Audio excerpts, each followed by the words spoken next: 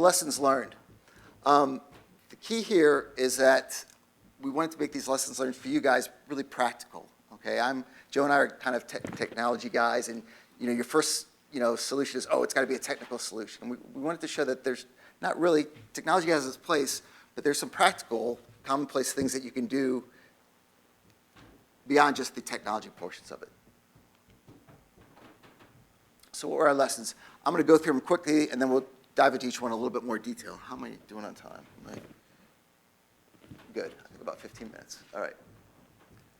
So the first one is create an organic taxonomy, or make your taxonomy organic. Okay? It shouldn't be static. It shouldn't be, I finished it, it's done, never have to touch it again. Okay? New terms come all the time. You might change. What you start off with, you might run into some problems, which we definitely did. So be willing to have an organic taxonomy. Be willing to change it, add new terms, remove terms as applicable. Leverage the applicable parts of your taxonomy. Taxonomies describe everything, and we had different pieces, but each piece of that taxonomy didn't necessarily fit perfectly well in the paradigm of what we were doing with auto-tagging. So instead of just sending the whole taxonomy and saying tag against this whole thing, you have to be a little bit smarter about it and a little bit more selective about what you're actually tagging against and which pieces of the taxonomy you were tagging against. We talked about those scores.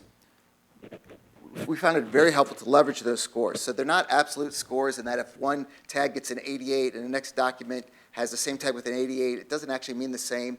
But intuitively, we knew that there was those scores were telling us something, and we could use them in some manner. And so we'll talk about that a little bit.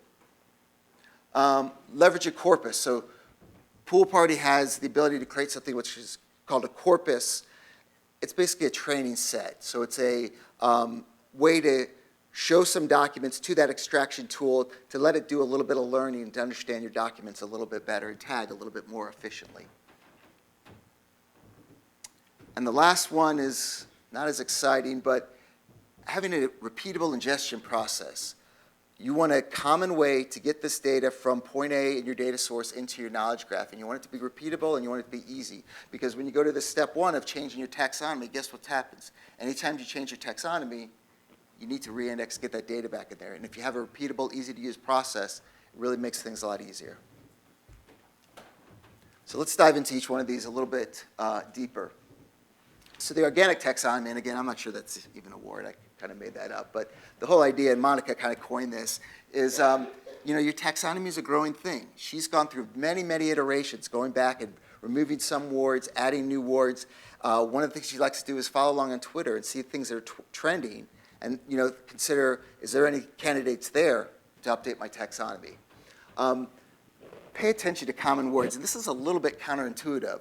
So in our original taxonomy, we had words like bank and money and economy, and you think, okay, well, we're talking about a bank. Those are good words, but they really almost oversaturate. You think about your content, those words probably appear in almost any document, and so their usefulness is a little bit, you have to take a step back and think about that.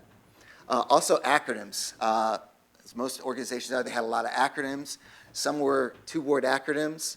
I mean, just think about when you're dealing with Maine or Indiana, MEIN. Do you think those show up a lot in content? Yeah. So we had to be a little judicious about what kind of acronyms we added in there. But again, constantly revisit, constantly improving. I can show you a quick example of how this common words. So these are two different documents from the bank. If you look at them, a strategic roadmap for the blue economy in Barbados, innovation and remanufacturing and the plastics construction. They don't seem similar, right? These seem like they're kind of about two different subjects.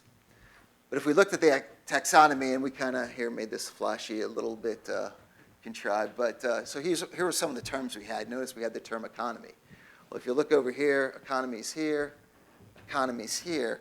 So each of those documents will be tagged with economy. And when we run it through then, getting recommendations for things in economy, they kind of seem to be similar when intuitively, no, they're not really similar. We saw this a lot with the word bank. Bank would appear a lot. And we'd be, trying to figure out, well, why is this matching? And we look at our input, and sure enough, bank would be in our input.